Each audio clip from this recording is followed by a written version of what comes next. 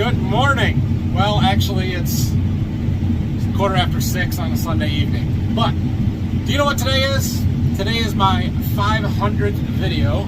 So I'm actually doing two, but we're going to do a special one right here. I've got my dad riding with me, and I have wanted to do a farm history video for a very long time, and just trying to find the pictures and the time to do it.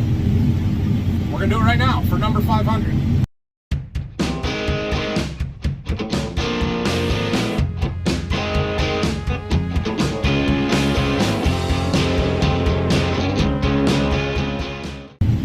So, one of the questions I get the most is, how did we end up in Waldron? Can you explain that? Yeah, well, after I got out of college in '78, I was working for Brookside Lab. Soil testing? Soil testing, conservation, and one of my guys I was doing soil tests for was a real estate agent. And after a couple of years working with him, I always wanted to farm, and it was pretty expensive. Down the Berkey ground was going for $3,000 an acre back then. Yep, so you guys have seen our Berkey farm. We got our farm about 35 miles east of here. It's where my dad grew up, where my grandpa's place was, and we still farm down there. So in the fall of '79, summer of '79, August, Ron and Dan and myself decided to start looking, and we pooled our money together. The real estate guy says, "How much money you got?" And I said, "Well, we can get 50,000 put together." So I get you started farming for that. Okay. So I know you looked at places around the area a little bit. We looked north and over to Reading and Tier. North of Hudson, Reading, Reading Road south of Hillsdale. Okay. And we looked at a farm in Indiana, and then we saw this one here, and it just felt right to do this one. A little closer to Berkey. It was closer to Berkey. We could haul equipment. It had a set of buildings that were fixable. Yep. So we actually made the deal in the fall of '79. Yep. And first year was 1980. Okay. So how many acres did you farm in 1980? We had 185 at the home farm, and the first year, one of our neighbors rented us his farm. It was a 40-acre farm with about 32 tillable, with about 4 muck holes that we had to farm around. Okay, so first year you were farming 220 acres? 220 acres first around year. here. That was in 1980. It's 2021, and now we're about 3,300-ish. Yeah. So it's grown substantially since then. So in 1980, it was just you up here and sharing equipment with, was it Grandpa at that time still, or yeah, Dan? My dad. Dan and I and Ron were, we formed Borderview Farms Incorporated in December of 1979, and we did Dad's farming, and he let us use the equipment. And over the next 4 or 5 years, we kept adding equipment. Yep. And kept adding acres. Yep. We bought a couple farms and rented some farms. 80s were, prices crashed in 85, 86. And a lot of the guys that were farming part-time gave up, and we started renting farms. Picked up 1 or 2 a year. Once in a while we thought we went too many in the wet spring. But it worked out pretty good. Yep. 88 was sort of tough with the dry weather. So what kind of equipment were you using in the early mid-80s? Well, Dad had a 4440. 4440 we still have. 4020. Yep. And that. And then I think in 81 we bought a 4520 John Deere. Yep. And used it. That fall we knocked the motor out of it and put another motor in. Okay. I didn't know that on the 4520. Oh yeah. I knew the 4440 motor had been replaced. Yeah. No, I was working ground up on one of the farms at home there in the fall, getting ready to plant wheat, and I heard knocking in the engine, and I drove up, and that was the end of it. We got it fixed. Okay. And let's see, in '84 we bought the second 6-row planter. Okay, so we're sharing equipment back and forth between Berkey and Waldron the first 2 years, and then you started kind of accumulating some of your own stuff up here, so you weren't taking it back and forth as much? Right. And then in 82, we picked up that big farm down to Berkey. Yep. And so we could justify getting more equipment. And I know 84, we bought a planter, 6-row planter, 7,000 John Deere. Okay. Talk about, was it 83? This is an interesting story for me. The year you didn't plant any corn?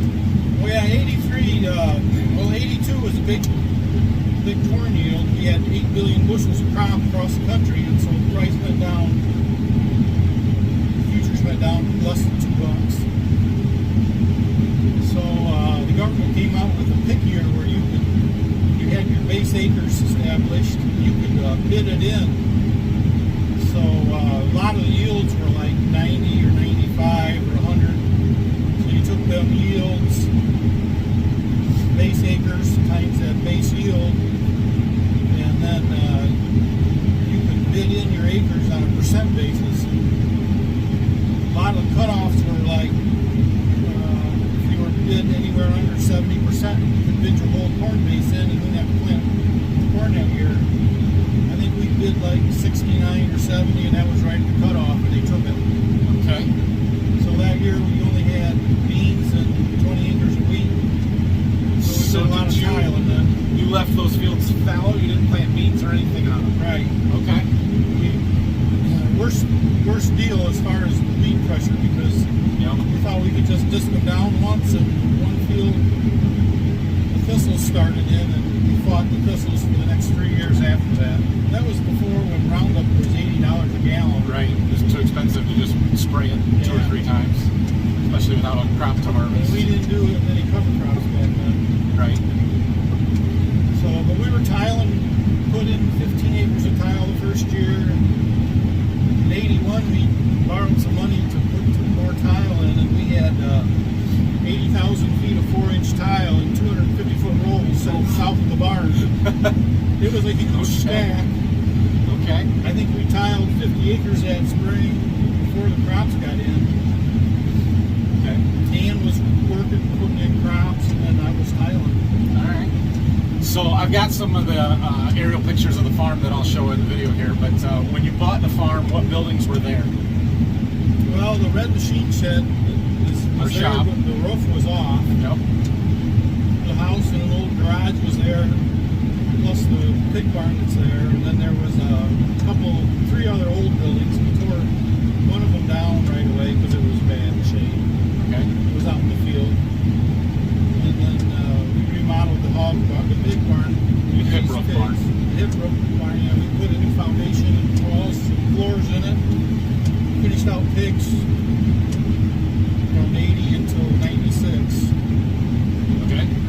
And then the other barns we kept in place until we needed more room. So there was an open front shed, kind of long, skinny one in the back there, and then what we called the old shop that sat next to the shop. That's where our office is now. Those have been torn down.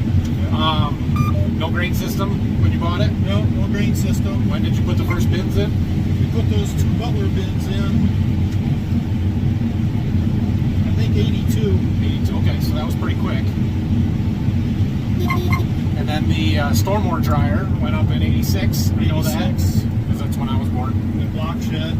Yep. We used an auger to fill it. Yep. Until we put the first grain leg up in 93. Okay. Fall of 92 was wet crops, high moisture corn, and I don't think I shelled anything under 28% that year. When we had 6 hopper wagons, the old Kill Brothers 350s, and you could fill the storm with top dry. And I remember one night about 2 o'clock I'm filling it, and the auger bearing went out the top of it. So I thought I was going to go up there and fix it. I'm looking down there, and it's cold. I said, I'll worry about this in the morning. Yep. But after 92, we ran a lot of wet corn. I think every wagon load I had to kick the corn out the bottom because it wouldn't slide out.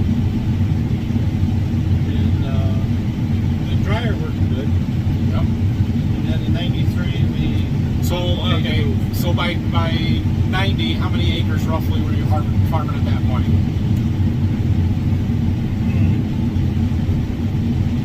Did you have 1,000 yet? I'd have to go back and look, but maybe with Dad's ground, there was 500 acres of turkey. We probably had that up here. Okay. Maybe 700 or 800 up here. Okay, I would have thought more than that, but okay.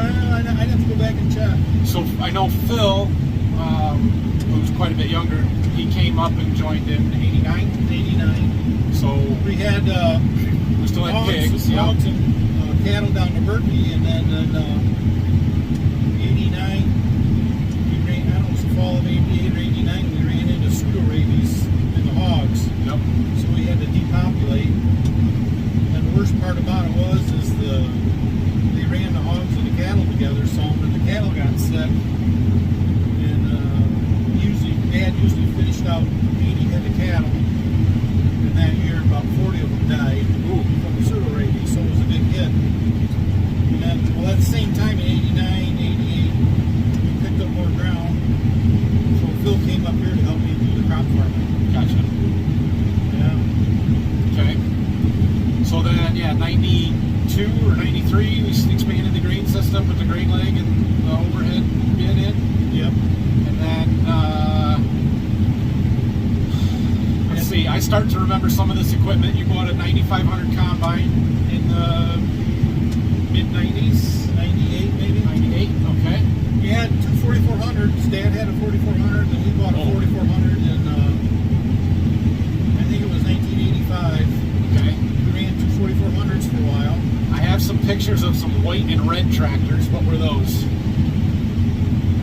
Well, we had a Farmall 560 and a Farmall 450. No, your big ones. Well, we had a couple case 2670? First we had a 2670, and then we traded it for a 2870. And they're the reason we don't run red equipment today. And then the 2870, well, the 2670, I think the engine went. We had to replace that. And then we got a 2870 and clutch. Something in the transmission with the clutch would always go bad. Okay. We had it fixed, and they forgot to lock tight the little ring that held a bearing in place. The threads on 3 screws, and so we ran it a while. And that redid it. Yep. Same thing happened, and so in 92 we bought it 4955. Yep. So I remember that tractor, and I remember riding on the bench behind the seat. With 2870. Yeah.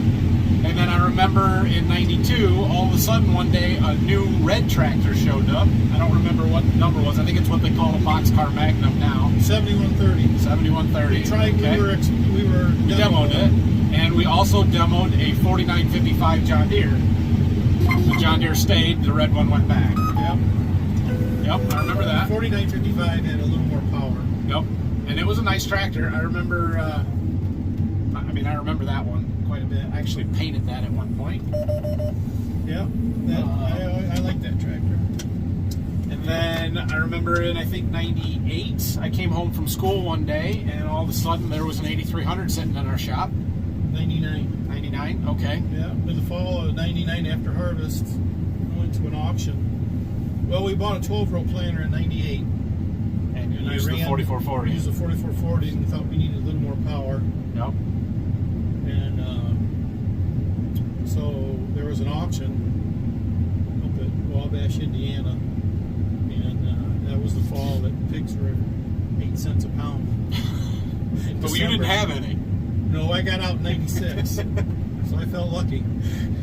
Anyways, they were bringing Canadian hogs in down to Indiana, and I went to an auction down there, and of course everybody was sort of depressed on prices, and so I bought that 8300 cheap.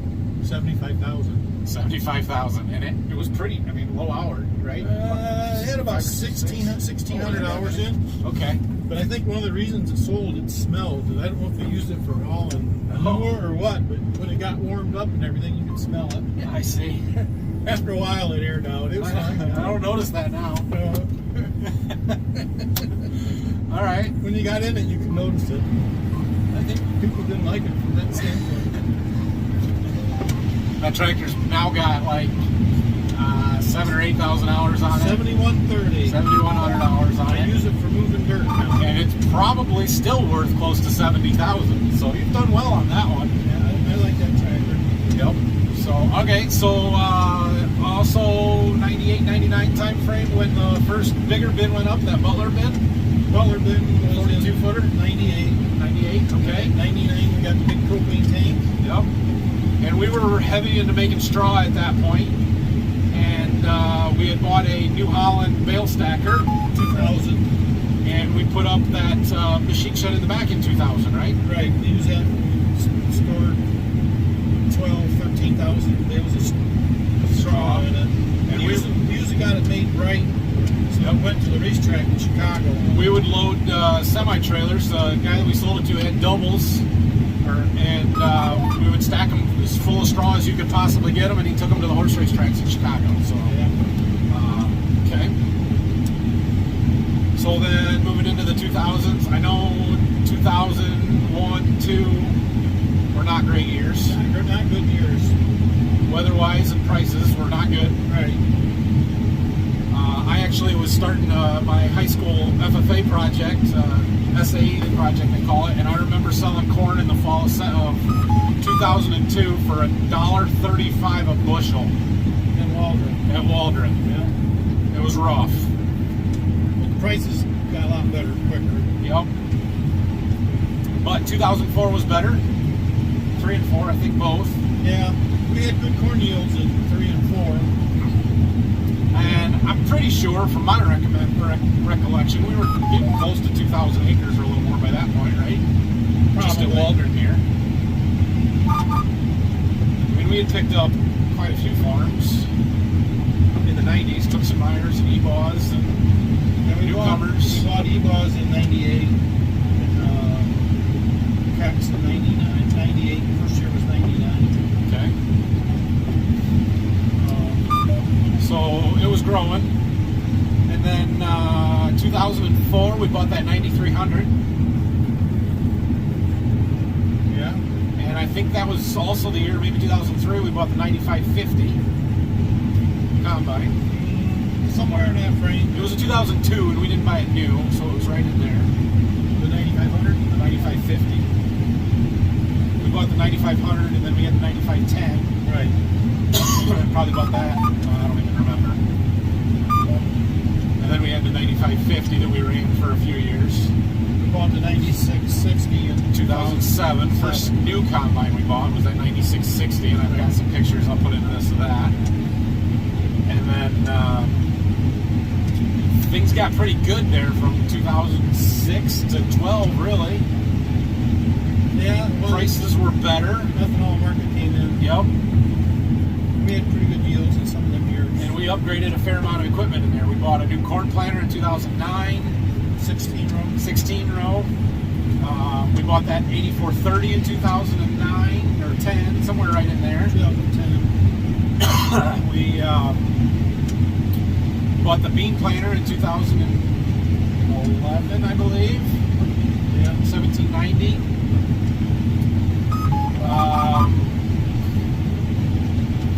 In 13, we bought the 8335R. We traded into 4955 on that. Well, okay, so let's talk about 2009 real quick. So before 2009, we were farming most of the stuff at Berkey, or at Waldron and Berkey, sort of separate. My Uncle Dan was farming down to Berkey. He took care of most of the stuff down there.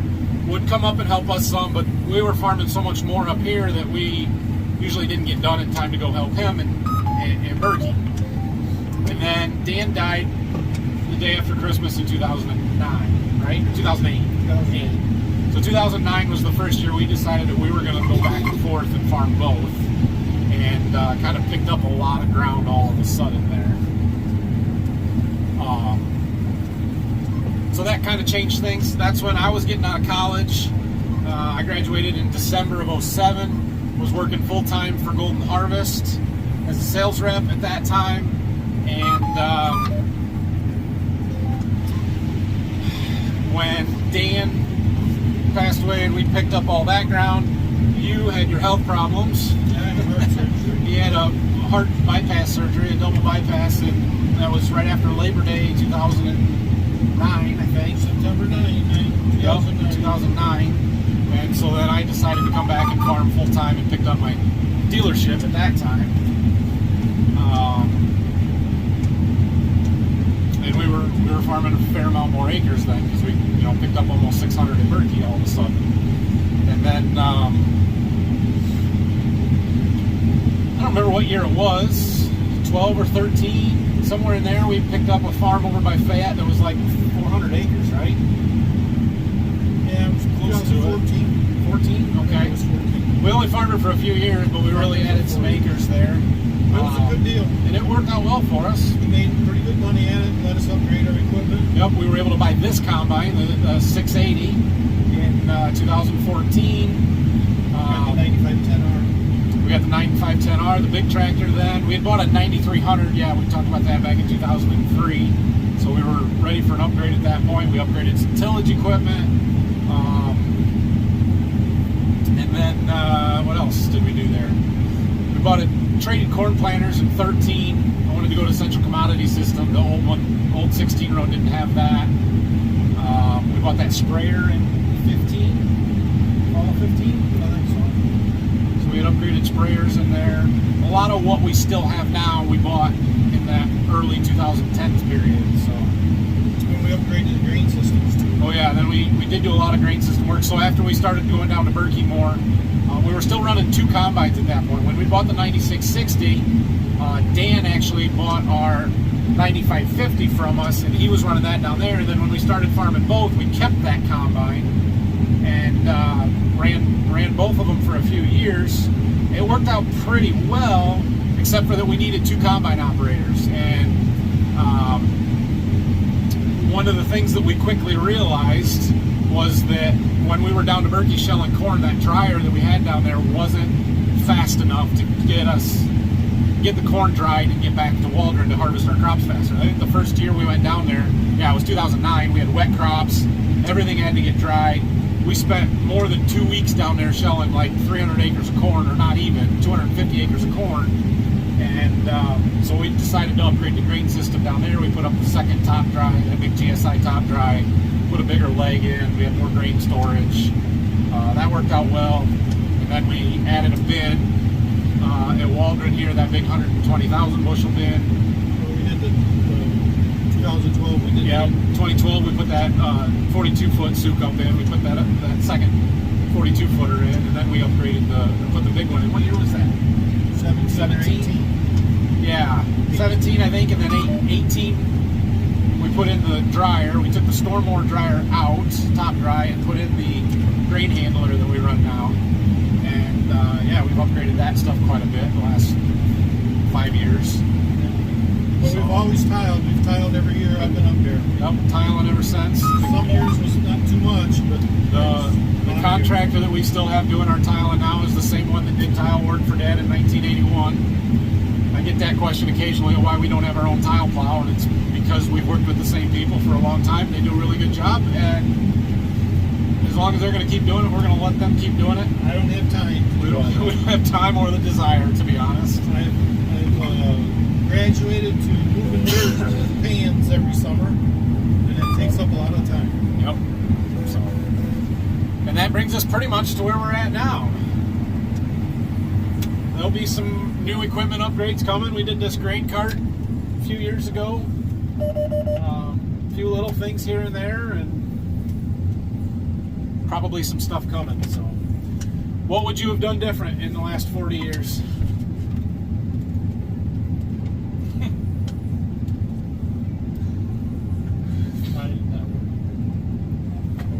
We've done pretty well. I'm pretty lucky. For starting with 200 acres that first year to where we're at now, and the equipment that we've been able to upgrade and farms we bought, he's done well. I tell some friends I got a 40-year business plan and I'm touring this year. Yep. I'm all set. So, all right. Well, thanks, Dad. Yeah. Hope you guys enjoyed this one. We'll do a little editing with it, throw some pictures in there of some of the stuff we were talking about, and yeah, 500. Who would have thought? 501 will be out in a couple hours because, as you can tell, we're shelling corn today. It's the 12th of September, so we've got another one in the works. Thanks for watching, everybody. If you have any questions, leave them down below. Hit that like and subscribe button for me, and we'll see you later.